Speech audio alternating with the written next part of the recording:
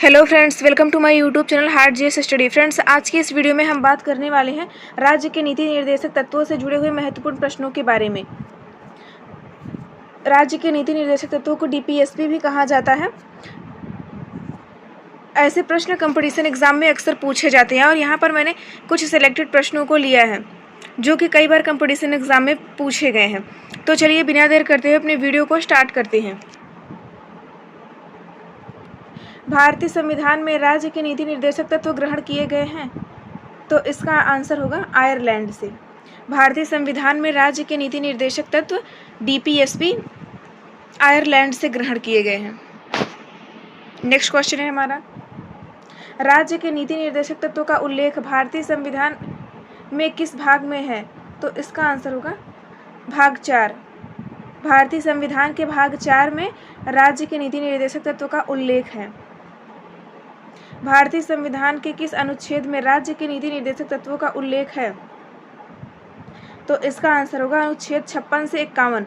अनुच्छेद 56 से लेकर 51 तक के अनुच्छेद में राज्य के नीति निर्देशक तत्वों का उल्लेख किया गया है। नेक्स्ट क्वेश्चन है हमारा, संविधान कब है? कौन सा भाग है जो संविधान के निर्माताओं के मस्तिष्क और उद्देश्य को प्रतिबिंबित करता है? तो इसका आंसर होगा राज्य का नीति निर्देशक तत्व।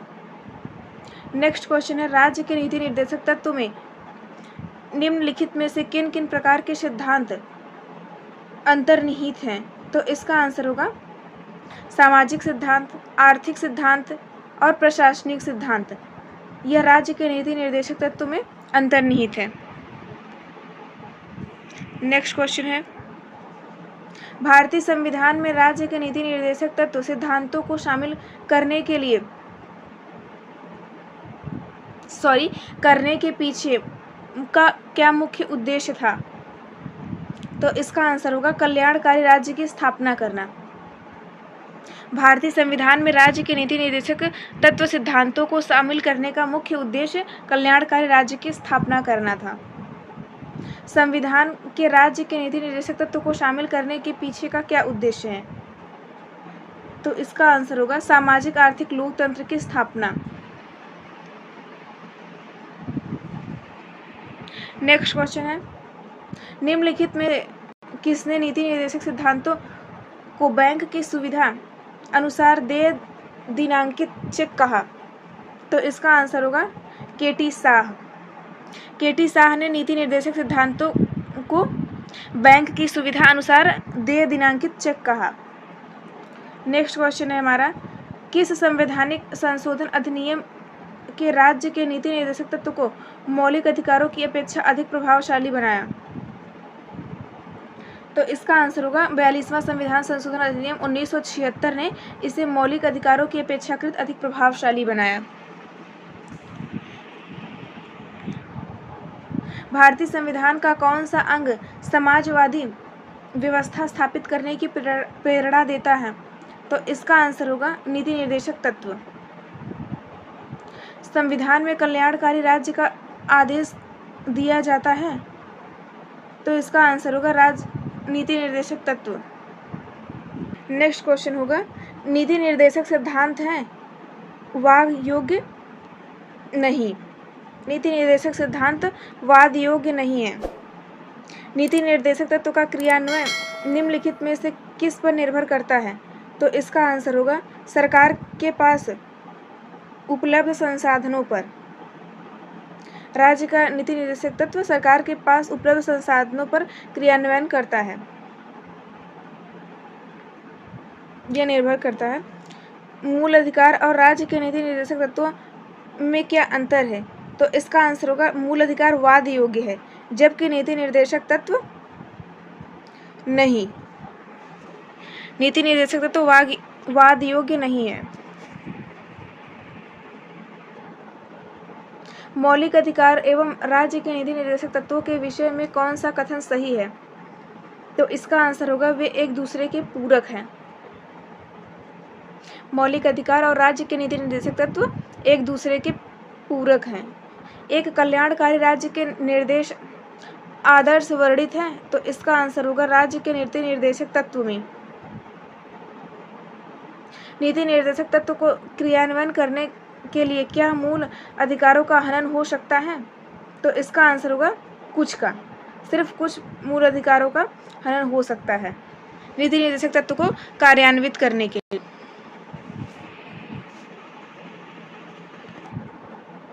भारत के संविधान में अंतर्राष्ट्रीय सुरक्षा को प्रोत्साहन देना सत्रहित है, तो इसका आंसर होगा राज्य के नीति निर्देशक तत्व।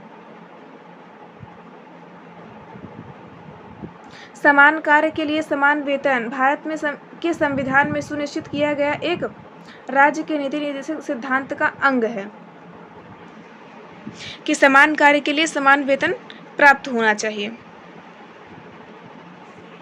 नेक्स्ट क्वेश्चन है हमारा, भारतीय संविधान में राज्य के नीति निर्देशक सिद्धांत को किस मुख्य कारण से संबंधित किया गया है? तो इसका आंसर होगा कल्याणकारी राज्य की स्थापना के लिए।